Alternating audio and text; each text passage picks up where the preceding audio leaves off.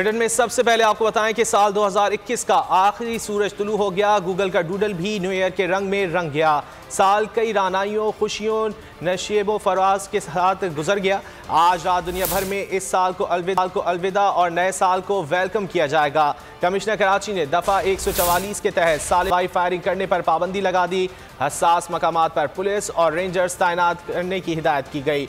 लाहौर में हवाई फायरिंग और हुल्लड़बाजों के खिलाफ शिकंजा तैयार। 150 मकामात पर हाई अलर्ट। ड्रोन कैमरों से निगरानी की जाएगी। इस्लामाबाद में न्यू ईयर पर मोटरसाइकिल की डबल सवारी पर पाबंदी आयद कर दी गई। रात 9 से 2 बजे तक डबल सवारी पर पाबंदी होगी। दफ़ा 144 की खिलाफ वर्जी पर मुकदमा दर्ज होगा।